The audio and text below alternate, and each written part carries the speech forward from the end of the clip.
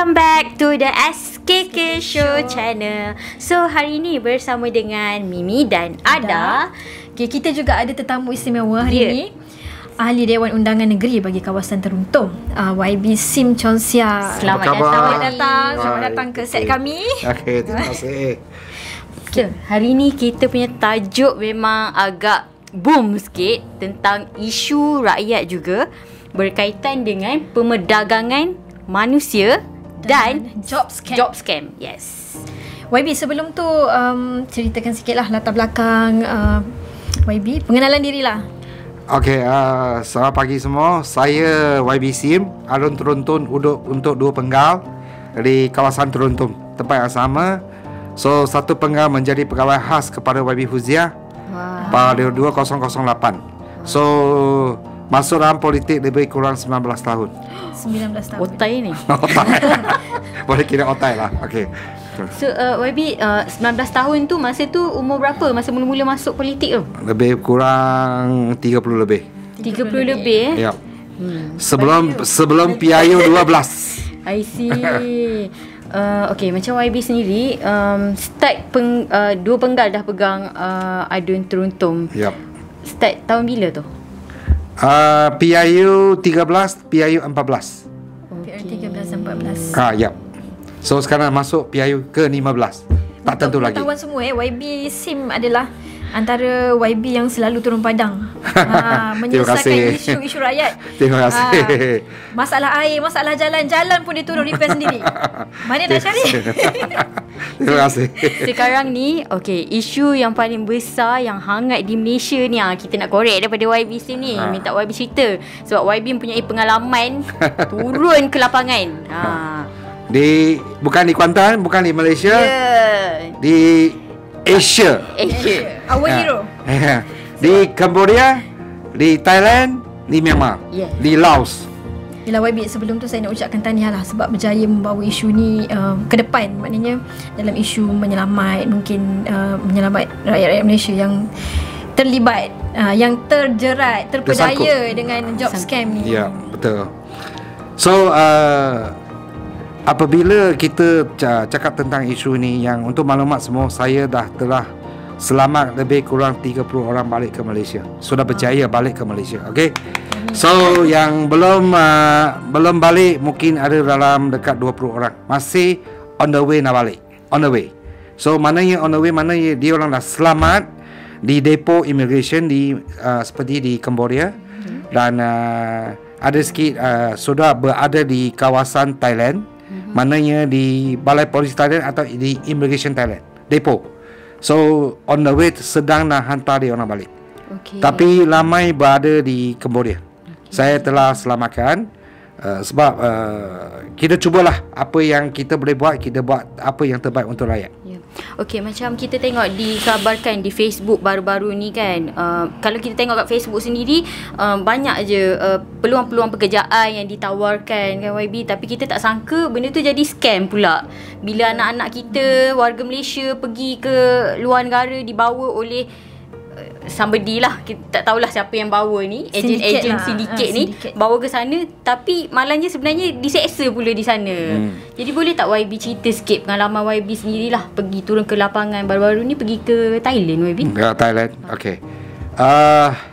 Sebenarnya ni sindiket ni pandai dia buat scam yang cara-cara yang baru-baru. New style of the scam. Dia bukan ikut lama punya style, dia ikut baru punya style. Melalui macam internet, Facebook. Dia membagi gaji yang tinggi, 2,000 USD sebulan. Yalah, siapa tak nak kan. Kadang-kadang kalau jadi supervisor boleh sampai 3,000 USD. Itu sebab supervisor untuk budak-budak yang dekat Malaysia ni, ramai yang macam tak ada pelajaran, tak ada experience yang tinggi. Kalau 8,000 nak kerja. Ya, nak cari kerja selepas COVID ni. Ya, betul. Ini scammer ni sekarang dia berlaku selepas COVID saja. Sebelum ni memang ada tapi tak teruk sangat. Tapi kenapa boleh jadi macam ni? Okey. Scammer ni sebenarnya orang ramai ni, kepala dia head ni adalah dia orang China. Okey. Dia mengikut one way one road punya sistem dan dia turun. Kenapa dia orang akan berada di, katakan di Cambodia, di Myanmar, di Laos, mungkin undang-undang di negara ini tidak ketat sangat. Okey. Dekat China, kalau you buat scammer, you dapat tangkap, you kena Tembak terus. Tapi bila you buat sini dan you mencari agensi kerajaan dan bekerja sama, berpakat-pakat dan untuk membuat keuntungan atas scammer ini, so dia orang jadi hero lah. Yalah. Itulah bahaya rasuah. Bahaya rasuah lah tu. Itu rasuah. Okey. Yang masalah adalah apa kenapa berlaku kepada orang Malaysian? Mana rakyat Malaysia? Rakyat Malaysia. Kenapa boleh jadi? Okey. Sebelum ni dia ni kumpulan ni dekat, saya cakap Sihanouk View dulu lah. Sebab dekat Cambodia ni, dia kiri kanan ni dia mayat tempat judi. Okey. Dia macam dekat border Vietnam dia ada Babet. Dekat Thailand sini ada Poipet. Kasino, dia buat kasino. Okey. So untuk sebelum membangunkan kawasan Sihanouk, so ini tempat lah, sebelum ini ada tempat nelayan. So dia orang ambil ini tempat menjadi satu tempat penjudian. Kerajaan Cambodia akan bagi 160 lesen untuk kasino di Sihanouk View. Okey. Dia nak Sihanouk View jadi satu tempat pelancongan macam semua Macau. Okey. Okey. So sebelum ni ramai orang China akan bekerja di sini. Satu buat pembangunan. Okey. Dua dia buat yang buat kasino lah, bagi kad semua tu. So masa itu memang sebelum Covid memang tak ada masalah. Sebab banyak customer pergi, satu hari ada 8 kapal terbang turun dekat Sihanouk View dari China. Malaysia hanya satu saja. Tapi China ada 8 flight. Okey, so ramai orang akan bekerja di sana dan ramai orang China belancong ke sana. Belancong itu curi lah. Judi lah, dia invest lah. Dia invest. Okey. So selepas Covid ni, dia untuk mengekalkan lesen, duit lesen satu tahun apa maklumat saya dah terima adalah 3 bilion untuk kerajaan. You kena bayar kepada kerajaan 3 bilion, you baru dapat kekal itu lesen. Kalau you tak bagi 3 million USD apa saya cakap tu ni semua USD. Semua USD. You tak ada bagi 3 million, kerajaan akan tarik balik itu lesen. Okay. So dia nak secure the lesen lah. Dia nak secure the lesen. Okay. So bila pelancong tak ada dan juga ramai pekerja China sudah balik ke China. Dan sampai sekarang China pun tak boleh keluar lagi sebab dia tak dibenar keluar. Itu sebab dia orang buat target orang nak kerja untuk dia orang. Untuk securekan lesen dia orang. So siapa dia target? Pertama dia target orang Taiwan. Okay. Sebab Taiwan dia tahu cakap China. Sebab dia orang siapa-siapa yang nak scam adalah orang China, dia orang nak target. Dia bukan Malaysia pada masa tu Selepas tu Taiwan dah ramai orang tak nak pergi, dah tahu dia orang kena pukul dia orang semua tu. So target dia kepada rakyat Malaysia. Rakyat Malaysia Chinese. Kenapa? Sebab rakyat China rakyat Malaysia Chinese ni pandai cakap betul-betul banyak bahasa. Chinese boleh, Cantonese boleh, English boleh. Itu patut adalah satu kebanggaan kepada kita. Tapi tiba-tiba jadi satu macam kelebihan pula untuk mereka. Kelebihan untuk mereka, kelemahan lah untuk kita sebab dia target orang Malaysia pergi sana jadi scammer. So bila dia macam mana ni nak buat tarikan kepada orang rakyat Malaysia adalah dia bagi gaji tinggi. Dan semakin lama dia lagi macam nak kekalkan kumpulan-kumpulan. Cepat sikit. Kalau satu-satu tu susah, lambat. Masalah orang tengah, kalau melalui orang tengah hantar ke sana, orang tengah ni akan dapat 10,000 USD. Wow. Orang tengah ni from Malaysia. Atau dia lah di China pun dia macam perempuan, dia cari target siapa boleh, lepas tu dia cerita, tanya khabar. Lepas tu kalau boleh dia you panggil lah, macam buat love scammer dengan dia. Tanya cinta lah, tunjuk-tunjuk sikit lah, maaf lah, tunjuk-tunjuk sikit, mari jumpa saya lah. So bila you pergi sampai sana, habis lah you. Terus dia pegang you. Dia pegang. Dia tu terus bawa dia. So ini perempuan yang bawa you pergi, mungkin perempuan ni dapat 10,000 USD bonus. Okay, inilah cara dia lapas scammer. So bila kita sampai ke sana, you bila masuk ke dalam satu kawasan dekat yang apa yang saya tahu dekat macam Sihanoukville, kita cakap pasal Cambodia dulu. Dia ada lebih kurang 100 company dekat sana. 100 company yang buat scammer macam ni. Job scam ni lah. Job scam. PKS lah. So dia ni 100 company ni, dia akan cuba cari orang masuk sana untuk kerja dan paksa you kerja. Kalau you tak dapat kerja, dia akan dera you, paksa you. Faham? Faham. Kalau kita dekat Malaysia, kita pergi kerja, kita rasa kita tak sesuai, kita left saja, kita cakap kita resign, kita tak ada apa-apa. Tapi sana you tak boleh, sebab dia sudah ada orang tengah, dan bila dia beli air ticket, dia kasih you makan semua sekali.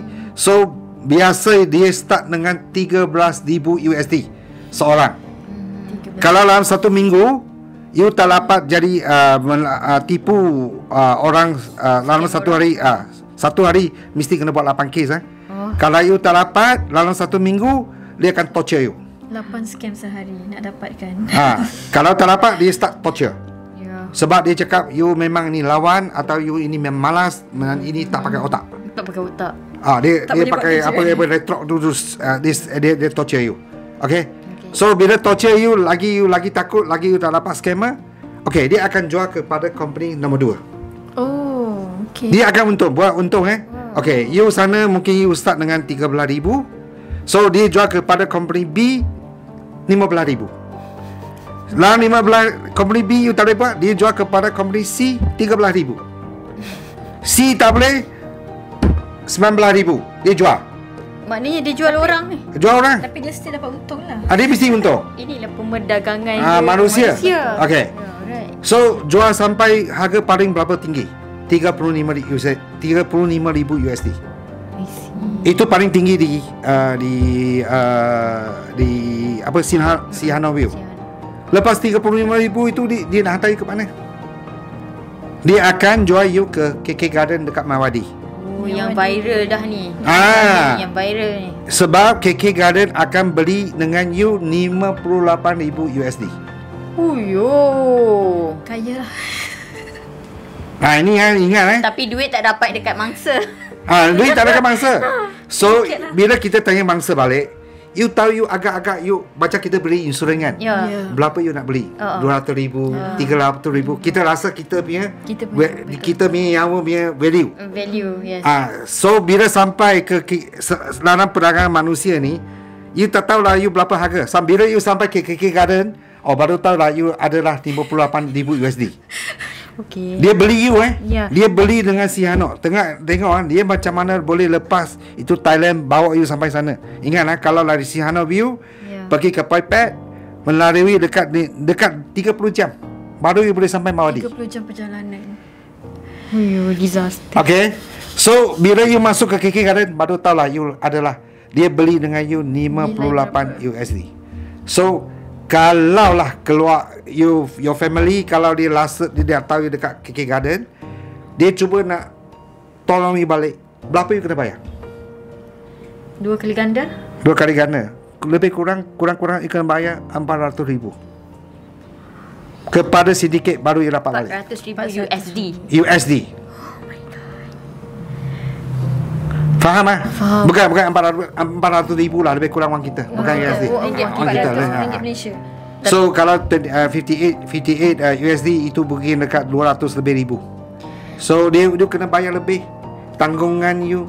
Sebab masa you masuk ke dalam yang sindiket ini, dia cakap kita tak akan bela orang yang tak ada otak, tak boleh buat kerja. So bila sampai ke Mawadi, kita cerita balik ni dekat Myanmar pula. Bila you sampai ke pertama you masuk ke garden, dia akan buat test you punya darah.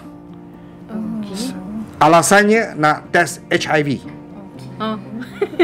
Okay. Sebenarnya dia keep record Kalau ada demand untuk siapa nak mata, nak jantung, nak liver, Itu jual organ pula lah.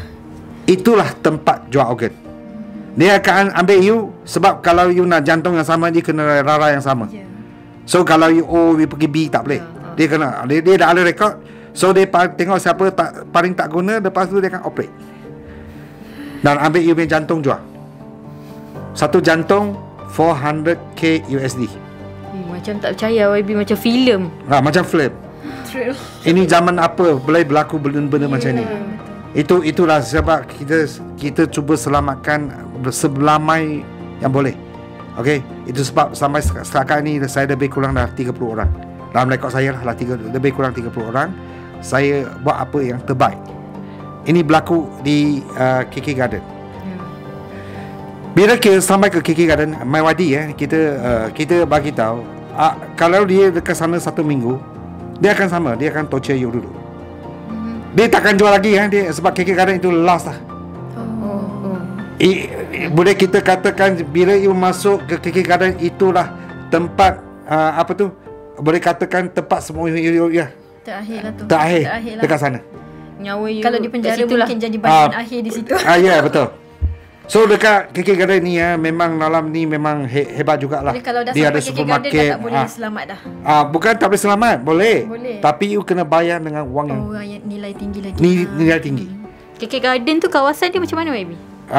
Dia macam satu dalam pagar, dia lebih kurang 1 kilometer dalam. Dalam ada asrama, ada KTV, ada hospital, ada market, ada tempat massage, semua ada. Kira pekerja-pekerja dalam tu orang yang dia ambil, yang dia beli tu lah. So berapa ramai orang dekat KK Garden? Lebih kurang 7,000 orang. Oh, ramai. Besar tak kawasan tu? Besar. Okay. I can So imagine. kerja dia orang memang buat scammer, nak tipu orang China. Okay. So sekarang kita dah nampak ada orang Malaysia, Chinese, Indian, Malay. Jadi YB, berapa lingkungan umur orang yang diorang target market diorang lah? Okay.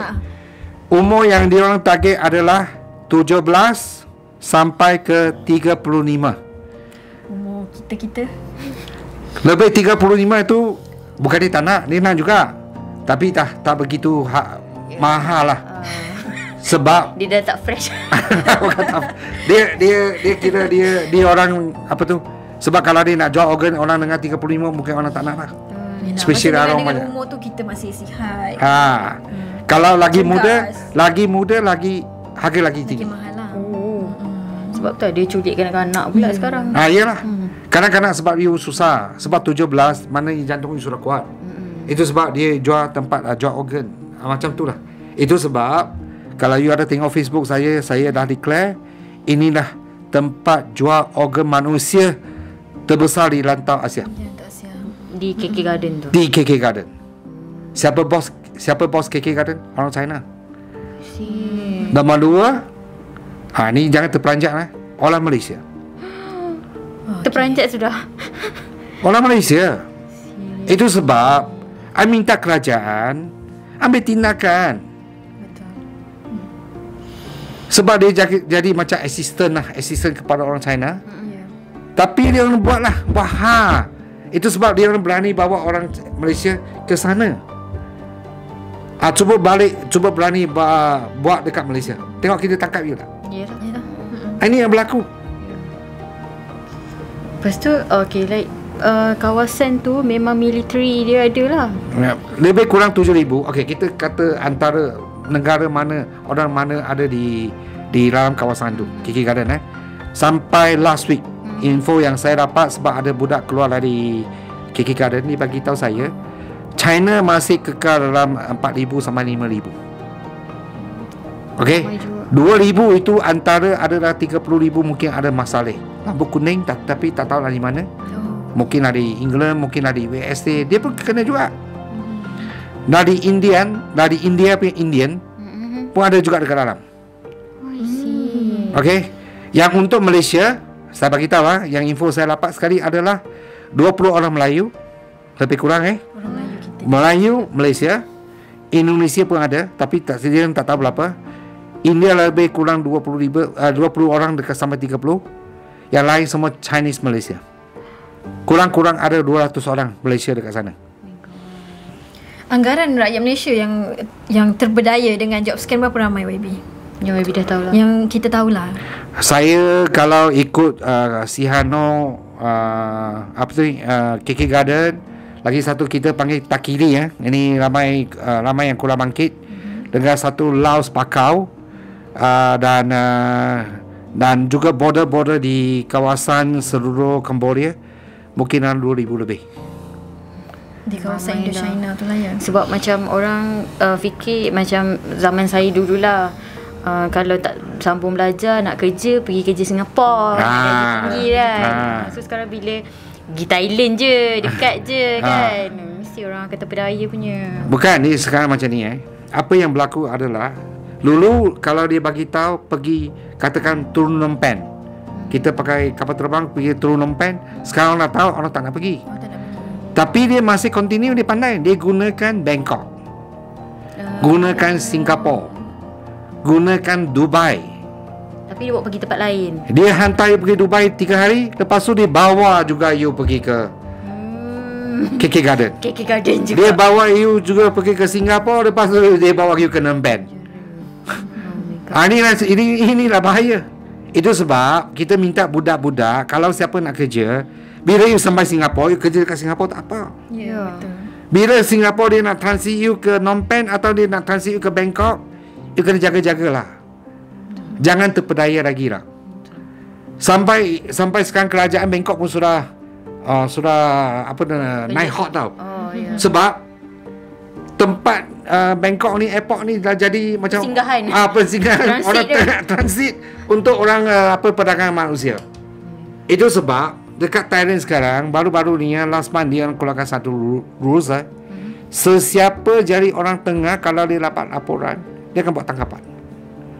Itu sebab terlalu ramai orang gunakan Bangkok sebagai transit. Sebab kalau you turun Bangkok, you pergi ke tempat Phai Pat adalah 4,5 jam. Dari Phai Pat pergi ke Sihanouk 8 jam. Begitulah jauh dia bawa you pergi. Ikut jalan tikus Masuk ke Phai Pat, dia ikut jalan tikus. Dia bukan cop immigration. Itu sebab orang Malaysia kita ini pakai, kita takut sangat kalau kita dah masuk ke Cambodia, kita macam masuk tidak sah. Itu sebab you tak berani nak lawan, tak berani nak lari. So you masih tinggal dalam kawasan tu. Ikut apa dia nak buat. Mesti dia pegang pengenalan kita. Ya, pasport dia memang pegang lah. Kalau ada pasport, you turun Thailand pun tak guna. Sebab you dah jalan tikus, you masuk ke Cambodia.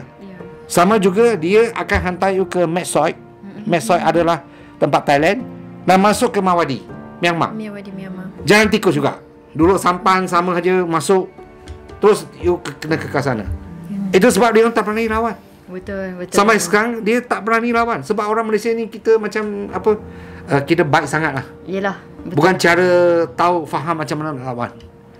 YB lah cerita sikit kan pengalaman YB dalam misi menyelamat.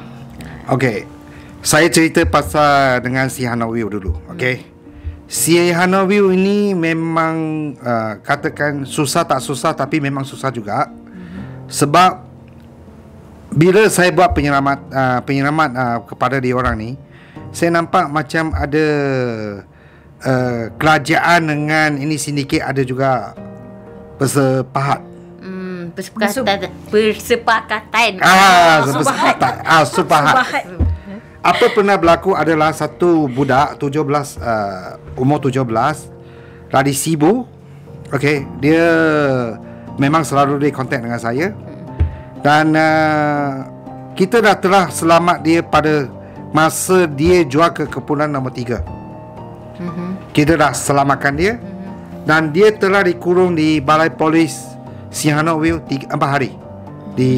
Ditangkaplah, dikurung dalam lock-up Balai Polis ya.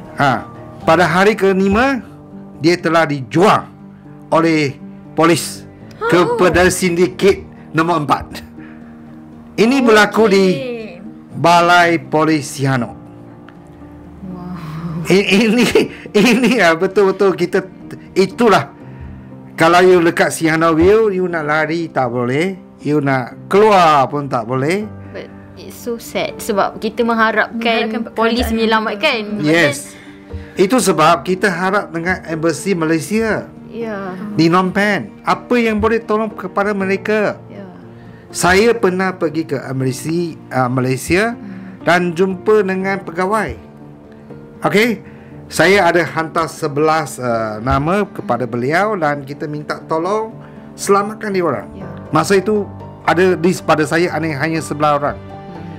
Tapi dengan duka citanya lah, saya boleh terus terang dengan 2 bulan saya tak nampak satu tindakan pun. 2 bulan tunggu. Tak ada tindakan pun. Sampailah satu budak yang tadi saya cakap ini, budak ni 17 ni dari Sibu ni, bila dia jual kepada kumpulan nombor 4, lepas tu ke kumpulan nombor 5, lepas tu ke kumpulan nombor 6, lepas tu ke kumpulan nombor 7. Itu akhir lah tu. So dia dijual ke KK Garden. So masa sebelum dia jual ke KK Garden, dia contact saya. Saya bagi tahu dia, bila you kalau masuk ke kawasan Thailand, you kena lari diri. Kena pandai-pandai lah. So dia ikut apa saya buat. Dengan umur 17, dia tanya saya satu soalan. Soalan betul juga lah, kita kena bagi tahu budak kita. Mana kawasan saya tahu ini di Cambodia, mana saya tahu kawasan ini di Thailand. Betul lah. Umur 17, macam mana dia nak tahu? Memang tak tahulah. Kan? Betul. So saya terpaksa ajar dia lah.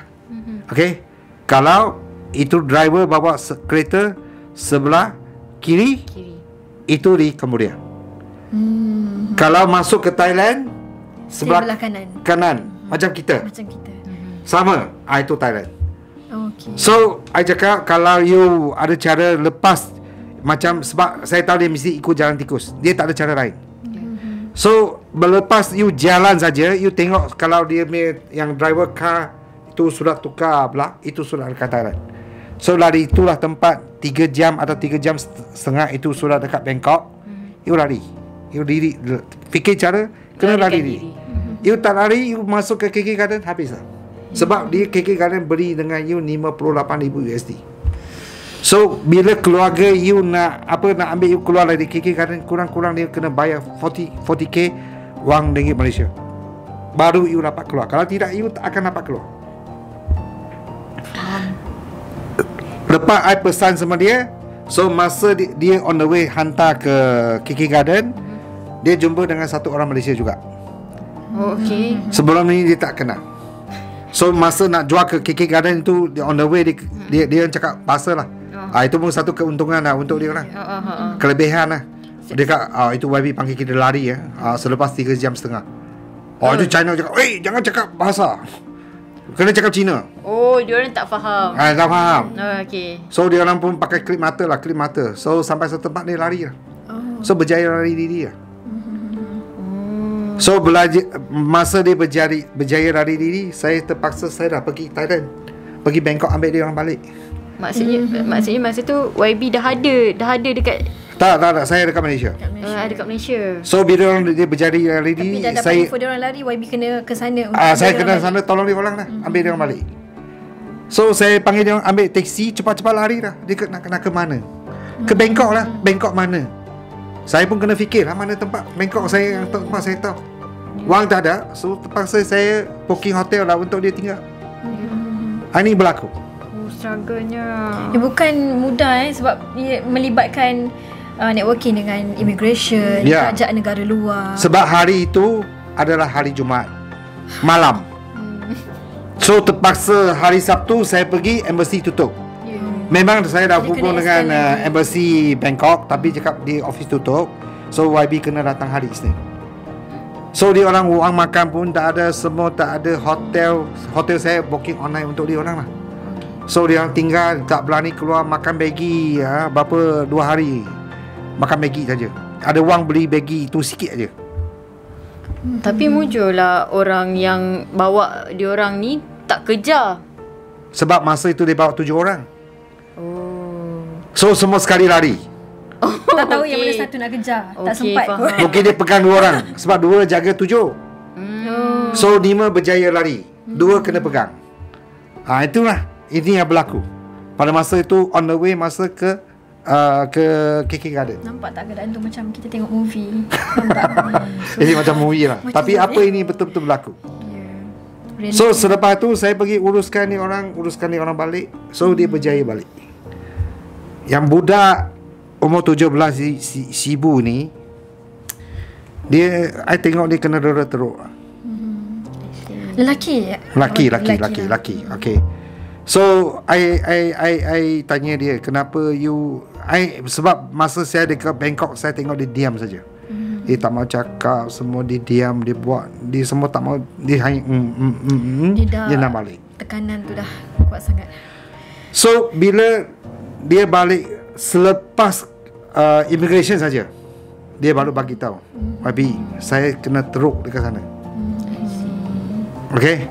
Dia cakap masa kalau dia kena pukul, you pergi tahan atau you pergi block, you tersepak dia. Lagi teruk. Apa cara dia? Ciri padi, ciri yang panjang, potong, sumbat dalam jubur. 3 jam. Ini berlaku. So terrible. Itu sebab you tengok bila ini budak kena pukul, dia orang tak berani lawan, dia orang tahan saja. Inilah cara ini penerangan manusia sindiket ni seksa kita punya rakyat. Memang kita tak boleh diam. Itu sebab sebagai wakil rakyat, macam mana kita nak diam? Ya. Betul. Kena suara lah, kena lawan lah. Habis anak muda kita, baby. Yalah. So sekarang dekat lebih 2 orang. Yang apa yang saya tak faham dekat embassy Malaysia dengan Bangkok. Saya terus terang kalau embassy Bangkok 5 hari, 8 hari, ini budak saya sudah boleh bawa balik. Dia pergi mahkamah, ambil statement dengan immigration Thailand Dia boleh pulang dengan saya. Tapi apa yang sama berlaku di Sihanouk, saya tak faham sangat.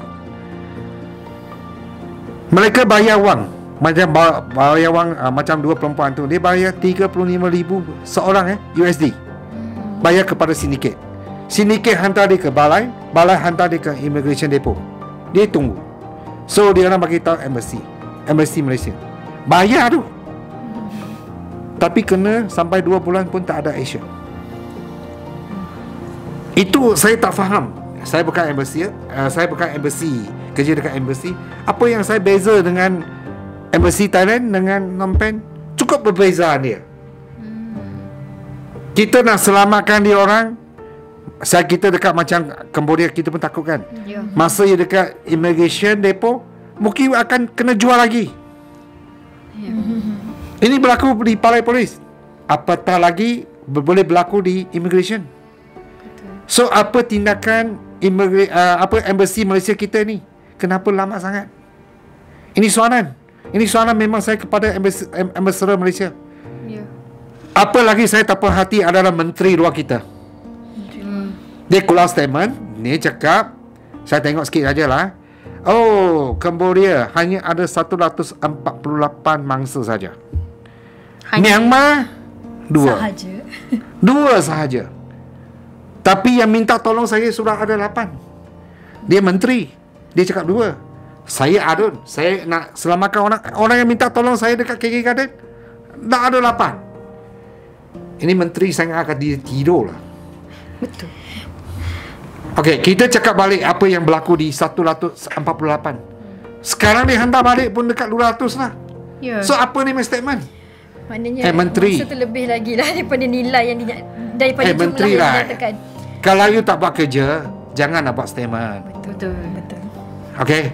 Oh, you boleh cakap dia ikut tikus halam lah, inilah itulah. Kalau saya sebagai adun, saya pun dah tahu berapa ramai orang agak-agak ada ke sana. Tapi you menteri, patut you lagi tahu berapa ramai orang berada di sana. Tapi you kenapa nak keluar kenyataan yang begitu kecil? Macam ni serupa ni Malaysia ni macam ambil tindakan yang kata apa? Lama sangat. Lambat, betul. Ambil mudah. Sepatutnya dia lagi advance. Yes, you menteri, you kerajaan. You faster than me. Ya. Tapi budak-budak dia suka kontak saya. Apa saya boleh buat? Takkan saya cakap, oh adik, you tak boleh kontak saya, you kena kontak embassy. Betul. Tapi lepas kontak dia lapat diri, saya pun nak kontak embassy. So saya minta sekali lagi, Embassy Malaysia of Phnom Penh, please do the work faster. Kalau pegawai tak cukup, hantarlah lagi ramai pegawai ke sana. Ada satu kali menteri pergi sana bawa 24 orang balik. Saya minta menteri kalau boleh tiap-tiap minggu pergi. Ya. Betul. Tiap-tiap minggu bawa 24 orang balik. Kalau dia tak ada wang nak beli tiket, saya bayar untuk dia, menteri. Menteri sajalah, pegawai tak boleh lah. Kalau dia bawa 10 orang, 20 orang, mati saya. Pergilah tolong rakyat kita tu. Betul. Baik YB, boleh ceritakan sikit tentang mendiang Zanfeng? Goi Zanfeng. Yang ditipu, yang dipalsukan ada tinti di Miyawadi. Okey. Betul. Ya, betul. Goi Zanfeng ni dia sebenarnya seorang guru pelatih. Guru Guru pelatih. Dia tinggal lagi 1 tahun, dia boleh dah jadi boleh posting sebagai guru. Apa pada 19 Januari dia telah diajak oleh girlfriend dalam internet. Love scam juga. Love scam, okay. Dia kena ni perempuan dekat setengah tahun Tengok ni love scam, dia ambil masa panjang. Masa panjang. So masa tu dia cuti, dia ajak Goi Zanfeng ni pergi ke Thailand. nanti KK Garden. Mawadi lah, Mawadi. Dia takkan cakap KK Garden. Kalau you cakap KK Garden, Dah tahu dah. orang dah tahu. Orang dah tahu. Dulu orang panggil AA Garden sebelum panggil KK Garden, dia panggil AA Garden. So AA Garden ke KK Garden sama saja. Tempat yang sama. Sama saja. Dia ajak dia pergi ke Bangkok, naik kapal terbang. Lepas tu dari Bangkok dia transit ke Mesot. Hospital. Sebelah Sebelah dia. Dan mungkin ini perempuan, apa kita terjadi kita tak tahu. Okay. So dia janji dengan mak dia pada 5 hari bulan 2 dia akan balik sebab mak hari jadi dia. Tapi dia tak balik. Memang dia sudah kena pegang lah masa tu. So pada 31 hari bulan Mac dia call balik kepada mak dia. Dia sendiri yang cakap dengan mak dia. Dia dipukul oleh orang Johor. Bukan orang China orang Johor yang seksa dia. Okay. Dia cakap sekarang dia sakit dan dia perlu bayar wang RM80,000 ringgit. Mak dia cakap kenapa, apa hal? Dia cakap dia sakit teruk masa tu. Okay. So selepas tu mak cakap kalau sakit teruk baliklah. Tapi masa mak itu dia tak tahu, dia sudah kena pegang orang. Tapi dengan dia cakapan dia tu macam ada tersangkut-sangkut, macam ada orang senang memantau. Orang ajar dia cakap lah. Bukan, mantau dia cakap. Diperhatikan. Okey. Perhati apa dia cakap. So dia pun tak berani buat apa-apa. Dia cakap, mak kalau boleh cari RM80,000.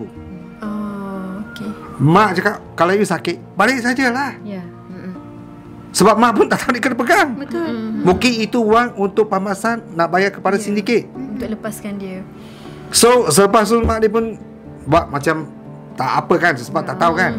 So bila sampai 14 hari bulan 4, itu last call, ada satu nurse call mak dia. Adakah anak you bernama Moon Jun Hong? So mak cakap bukan. Itu nama yang barulah. Bukan. Yang Memang dipalsukan. nama palsu yang dimasukkan ke hospital Mesot pada masa dia masuk hospital. Nama tipu, pasport palsu, dan dihantar masuk ke hospital oleh orang Rohingya, perempuan. Letak phone palsu juga. So masa dia masuk hospital tu, terus masuk ke ICU. Sebab liver dia mungkin kena pukul. Bagi saya lah, dia kena didera. Okay. Sebab masa itu kencing dia koral urine. Kolam uri maknanya warna hitam. Kencing ni warna hitam.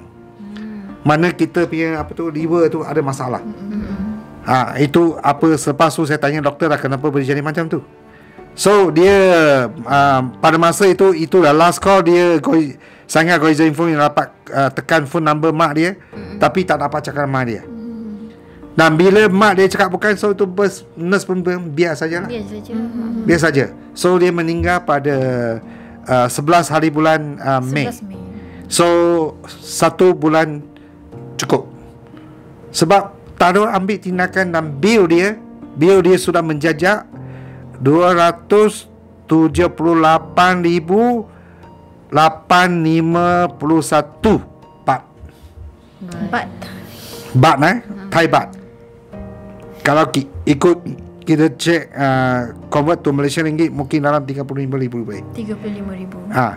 Itu sebab masa kita nak pergi ambil mendiam dia atau turang dia tu, NGO paksa ibu bapa kena bayar bil dahulu. Kalau you tak bayar bil, memang you tak akan nampak anak you tanah di mana. So kita terpaksa buat donation sebab masa tu mak dia memang dalam kesusahan, memang sebab COVID, dan mereka tidak mempunyai wang yang cukup. So kita buat donation kepada public. So dalam 22 jam kita dapat dalam 50,000.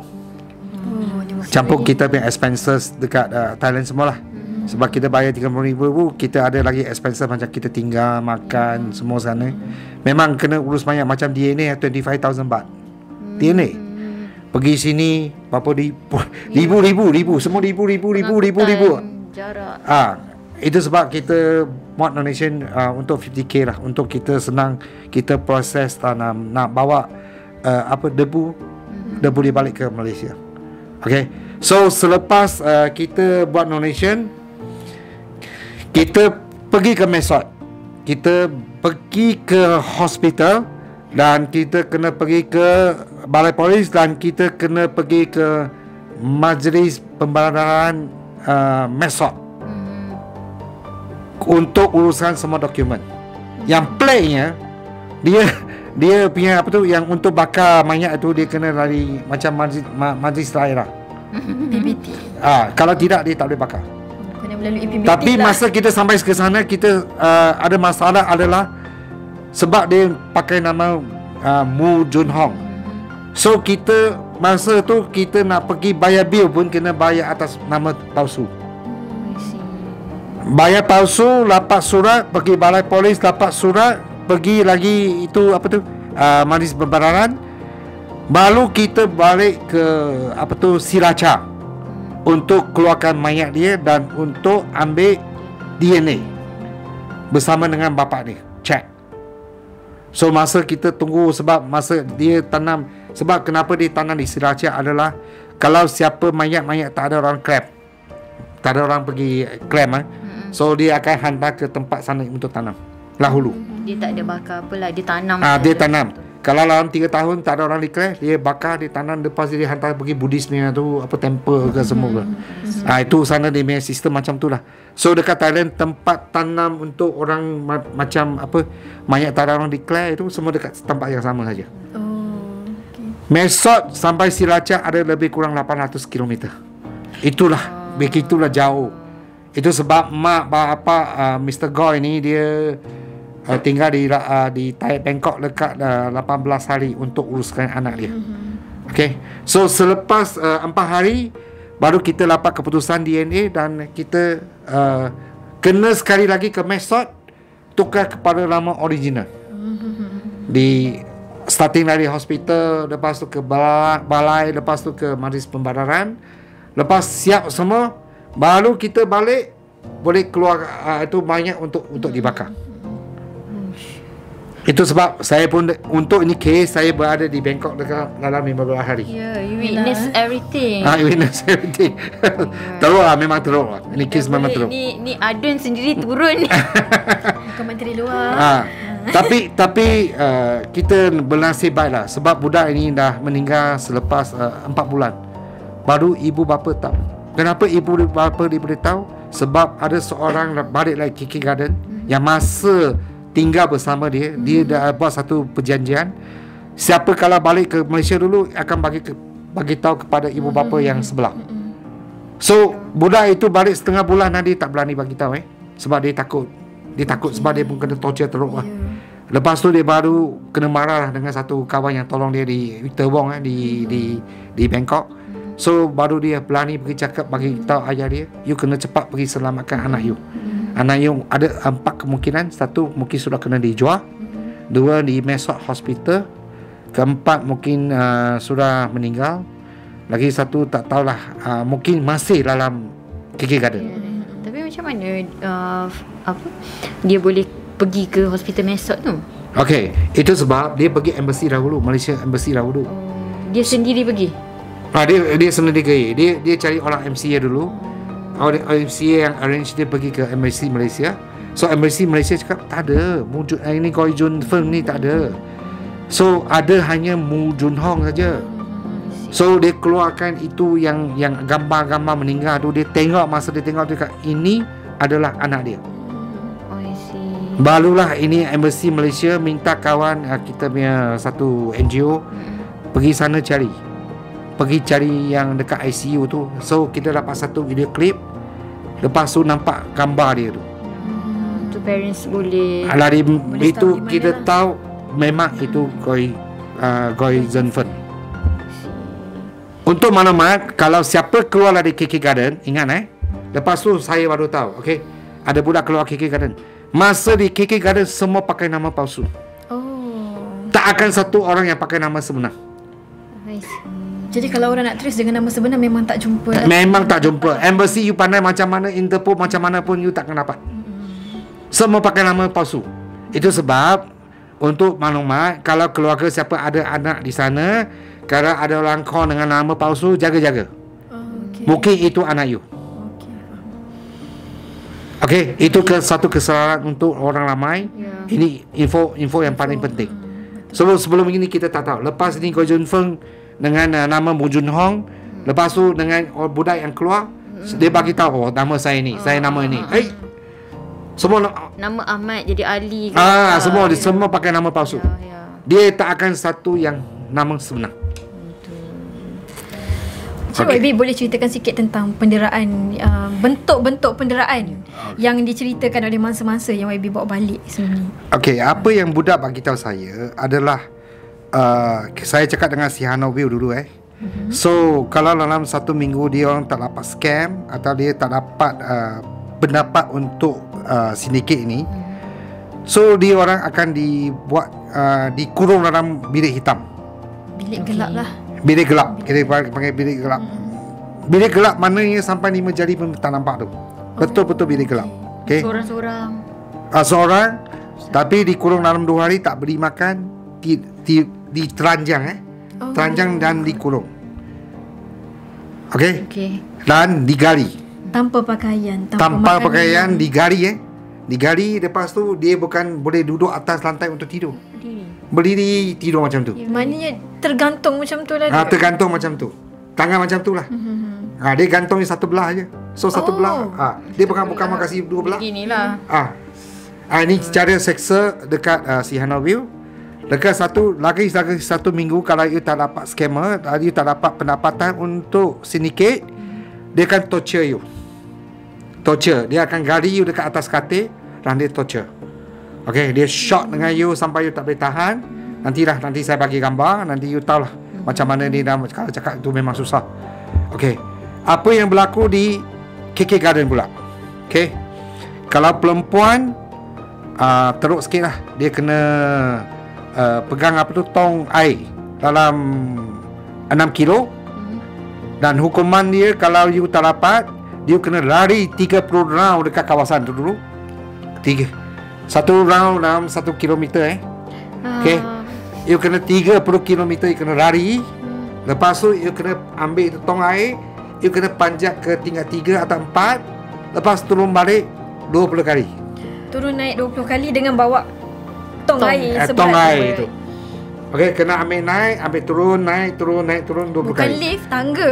Tangga, okey. Lepas tu siap tu, you kena tarik telinga, panggil apa? Ketuk ke tapi.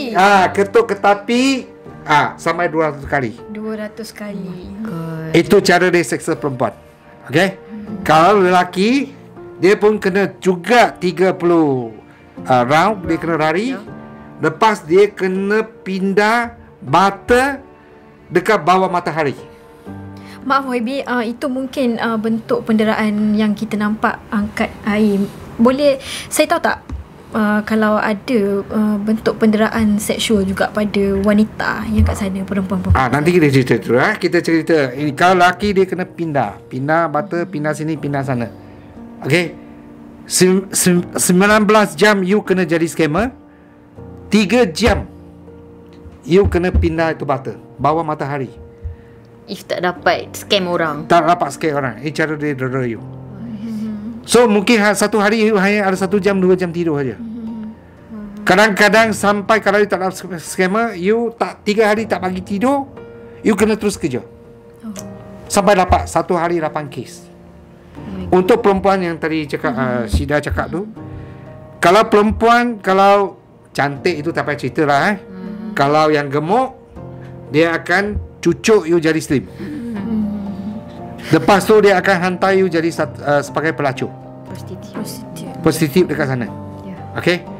Siapa yang cari prostitut? Ini pekerja dekat dalam tu. Kalau you dapat untung, dia inilah ada orang yang akan cari ni yang perempuan ni.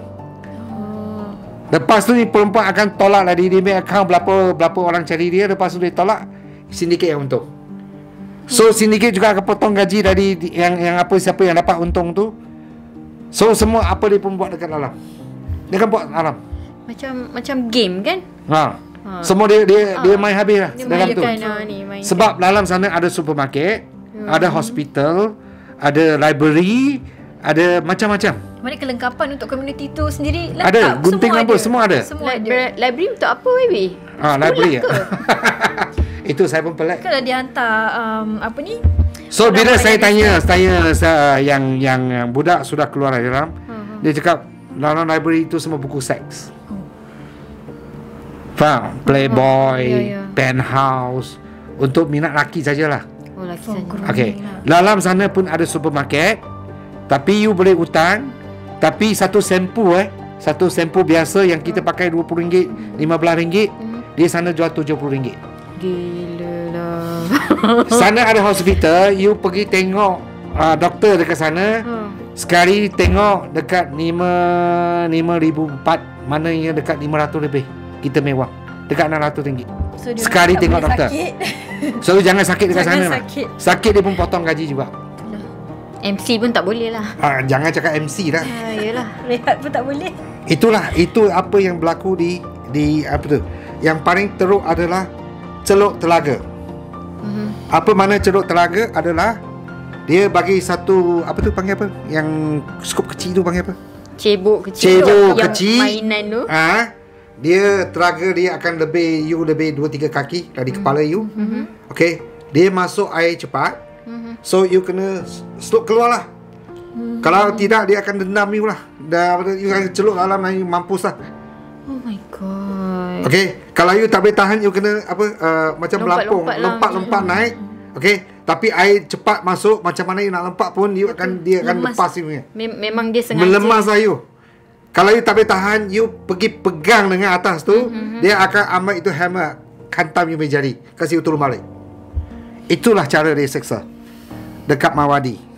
Dia memang nak bagi mati ke dalam tu? Tak, dia takkan dia kasih you separuh lemas. Nyawa ikan je lah. Nyawa ikan. Dia nak ajar you. Apa alasan dia nak render you macam ni? Sebab you tak dapat scam, mana you tak pakai dapat achieve target. Tak dapat achieve target sebab you tak mahu pakai otak. Atau you degil atas perintah dia orang. Kenapa you tak mahu buat kerja macam ni? Ini memang cukup dahsyat. Tak ada peri kemanusiaan dah ni. Tak, memang tak ada. Yang paling ramai kena adalah dia tak bagi makanan.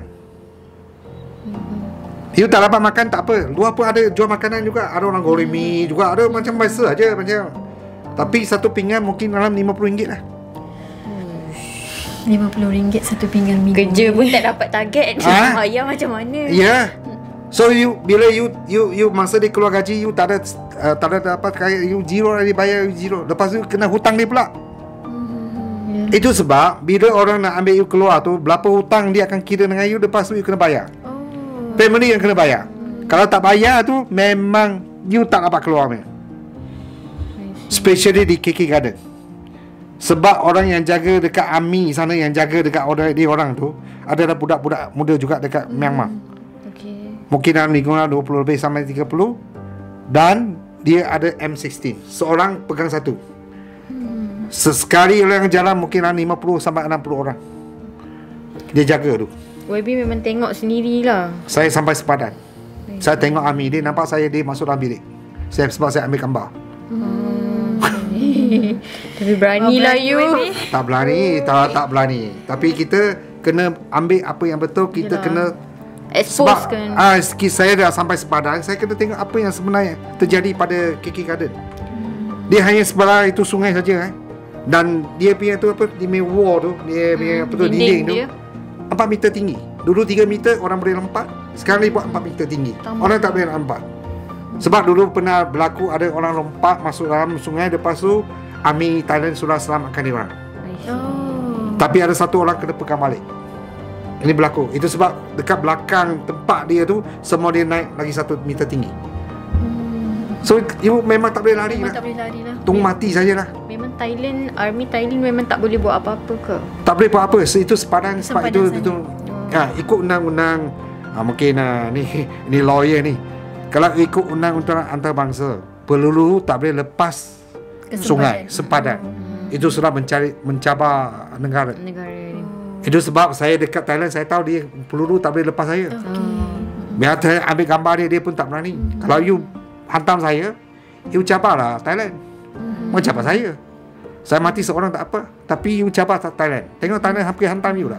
Tapi dia takut jugalah maksudnya. Dia tahu lah undang-undang dia orang kan. So saya buatlah macam tu.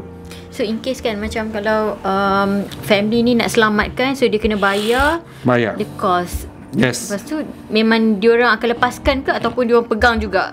Dia akan lepas. Okay. Dia tengok macam-macam harga kalau di KK Garden kalau nak lepas. Okay. So kalau pernah menelari orang tengah, atau dia pernah pergi, dia beli ulah di apa tu, Siano View, mungkin orang nak keluar itu kena jejak sampai 400,000 ringgit Malaysia. Sebab dia beli you sudah dengan 58,000 USD. So you dekat sana, you hutang dia, you makan dia, dia hantar you, semua dia kira. So ni mungkin you kena minta 400k baru you dapat keluar. Kalau orang tak pernah yang melalui macam Facebook, yang nampak gaji tinggi, pergi sendiri, itu mungkin hanya 40,000, 50,000 you dapat keluar. Kalau yang macam kena love scammer, so tengok berapa lah you atas itu perempuan. Sebab perempuan tu yang bawa dia berapa, bukan itu lapak, itu bonus kena you masuk. So dia akan charge you lah. Mungkin dalam 120,000, 130,000, 150,000. So kena ikut. So jangan terpedaya lah dengan Facebook, love scammer, ada scammer share, saham, scammer apa tu, yang gambar, amoy cantik-cantik. Kalau amoy cantik, jangan percaya sangat lah. Jangan terpedaya. Okay. So haraplah orang Malaysia ni, kita dah tahu apa yang sudah berlaku di rantau Asia ni. So harap kita kena jaga.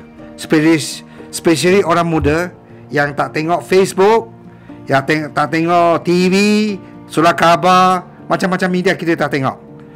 So macam mana kita nak sampai kepada dia orang? Ini dah budak-budak yang kena tipu. Yalah, betul. Sebab saya tanya budak, kalau you, kenapa you? Sebab kita tak tahu. Kalau kita tahu, kita tak mau pergi lah. Memang pun. Yelah, macam umur 17 SPM. Bukan biasa dia orang tak pergi belajar lah. Itu sebab kerajaan kita nak macam mana nak turunkan mesej ini pada dia orang. Especially orang kampung-kampung. Sekarang dia start target market Melayu dah. Cina dia dah tahu tak boleh dapat lah. So sekarang target Indian, Melayu. Dengar KK Garden dah ada 20 orang Melayu. Kalau dia tak dapat, dia memang kena teruk. So mesti dia fikir cara macam mana nak scam orang Malaysia atau orang Indonesia. Macam okay, YB sendiri dah menggerakkan misi menyelamat ni selama berapa lama dah? Saya tahu ni kes sebenarnya pada bulan 5 tahun ini. Sebab ada satu orang Kuantan yang anak dia kena scammer. So satu Datuk Seri mari cari saya. Dia tanya, Sim, saya tahu you berkenalan dengan orang politik di Cambodia. Boleh you tolong tak? Cakap, I cuba. So selepas dia bagi saya info, 3 hari saja saya suruh dapat dia. Bawa ke depo immigration. Tapi pun kena pegang 2 bulan dekat sana. Itu yang YB cakap tadi kan. Itu dah sebab saya tak faham. Ini tak payahlah, dia tak payah. Dia ini kira paling laki punya orang lah ini. Dalam ini yang scammer ni, dia ini paling laki lah. 1 sen pun tak bayar, dia pergi sana tak sampai. Saya tak sampai 3 bulan. Saya sudah selamatkan dia. Itu orang yang pertama saya selamat. Melalui politik dan melalui satu apa tu, ketua negeri polis yang saya kenal. Dia yang call ketua polis dekat Siano, yang pergi tolong ambil dia keluar. So bila kali nombor 2, so bila saya selamatkan dia, kali nombor 2 bila saya panggil dia tolong sekali lagi, dia kata, brother, sorry ya, atas sudah tekan, tak boleh tolong. So faham Ya. So faham Faham. apa yang berlaku di Sihanouk. So dengan sekarang cara dia, kita tak boleh buat apa-apa. So kita hanya sekarang, saya terpaksa minta bantuan dari PA atau Timbalan Perdana Menteri Cambodia. Terpaksa saya cari dia, minta dia tolong. Dan sekarang dia dah ada satu special task force untuk yang menyelamatkan ini orang skema-skema ni. Dan budak mangsa-mangsa inilah balik ke negeri asal. Tak kira Malaysia, Taiwan, China, Vietnam, semua dia selamat. Thailand juga dia selamat. Semua selamat. Sebab sekarang Cambodia dah ambil action lah. So saya harap kerajaan kita ni macam a bit slow. Bukan a bit slow, it's very slow. It's very slow. Yeah. Orang cakap slow, tak apa, ini slow half step. Yeah. So kena gerak lah. Kalau berlaku ni apa, mangsa anak Malaysia dah terjadi macam ni, and seluruh dunia dekat tengah heboh isu ini. Tapi kerajaan kita, kita nak special task force under apa, Kementerian Dalam Luar Negeri. Saya pun tak nampak dia buat apa-apa pun. Prime Minister kita Ismail, dia cakap dalam kabinet, kita dah beri kuasa kepada Kementerian Luar Negeri untuk mengatasi perkara ini. Saya dah dalam 2 minggu kan. Saya nak tanya dalam 2 minggu ni, berapa orang yang sudah selamat? He'll be special task force siapa? Saya tengok macam biasa saja. Tak ada special sangat. Nyawa. Tolonglah, ini nyawa. Bila anak kita di luar negeri, keluarga dekat Malaysia pun risau juga. Betul. Kenapa setiap kali anak keluarga ini minta bantuan dari NGO ke, MHO ke, kerajaan ke? Kerajaan tak nampak ke? Ibu nangis tiap-tiap hari. Sakit hati nak mau tunggu anak balik. Betul. Tapi kerajaan kita macam buat tak tahu saja. Macam mana? Berapa lama tindakan? Apa SOP you ada? Bagi tahu kita lah, kita nak selamatkan anak-anak kita. Macam YB sendiri, YB pergi turun ke lapangan tu, ada dana ataupun sponsor ke? Ataupun bajet sendiri ya. Cakap betul, saya pakai wang sendiri. Wow. Okay. Itu sebab miskin lah ni, YB miskin. Saya buat apa yang terbaik sajalah. Okay. So memang tak ada dana, tapi bila saya turun Padang, saya cakap ini memang bahaya. Sebab saya tak ada bodyguard. Saya tak ada bantuan kerajaan. Polis pun tak ada. Apa yang saya boleh harap adalah Cambodia pihak polis boleh protect saya. Itu saja. So sendiri kena pandai-pandai jaga sendiri lah. Apa saya boleh buat? Semua tak boleh buat. Dengan usaha saya lah, saya bantu apa yang boleh. Tapi dah 30 lebih, saya ingat itu pun sudah apa yang saya sedaya upaya saya dah. Betul. Pakai apa tu guna cara saya macam mana yang menyerah. Itu cara-cara tak boleh cakap lah. Kalau tadi cakap tu sedikit dah tahu apa saya guna cara apa. Betul. Okey, itu kena ada rahsia lah sikit. Betul. Sebab itulah kita ni nak pilihan raya ni akan datang, kita pilih orang yang betul yang buat kerja. Bukan setakat duduk saja dekat kursi empuk tu. Kita serulah kerajaan Malaysia supaya lebih committed dalam misi menyelamatkan rakyat tempatan kita yang terlibat dengan job scam di luar negara tu. Ya, betul. Yang penting saya minta Malaysia adalah tangkap orang tengah di Malaysia. Ya, sindiket tu masih berleluasa di Malaysia, di tempat kita. Dan bila-bila masa saja anak-anak muda kita mungkin terpedaya sama. Kalau tidak, ini tak akan terputus. Betul. Pertanyaan ini akan putus. Mungkin dia akan senyap sekejap. Ya. Ya. Nanti hidup balik. Nanti hidup balik. Dan akan gunakan modus operandi yang berbeza.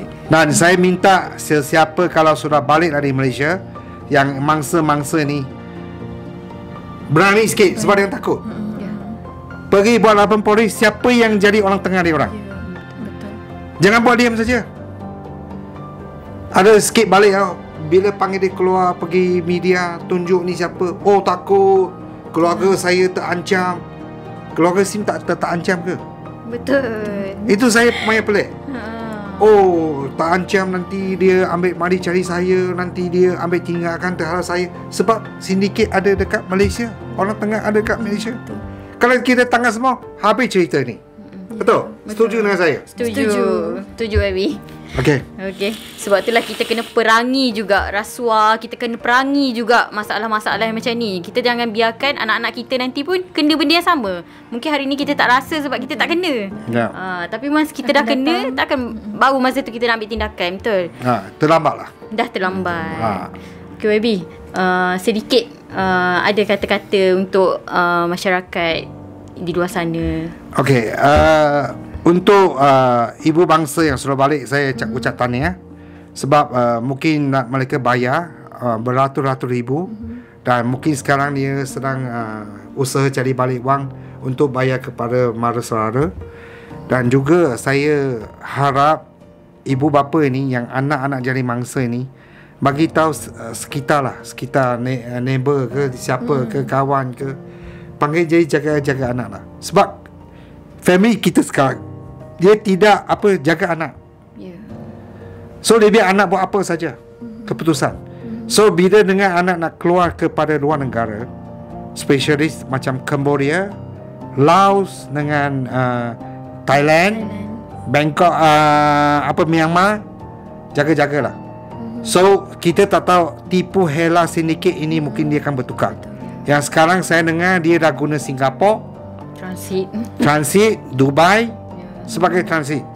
Sebab orang ramai dah tahu ini tak boleh pergi. So dia akan hantar you ke Singapura 4 hari, lepas tu dia akan transit anak you ke Cambodia.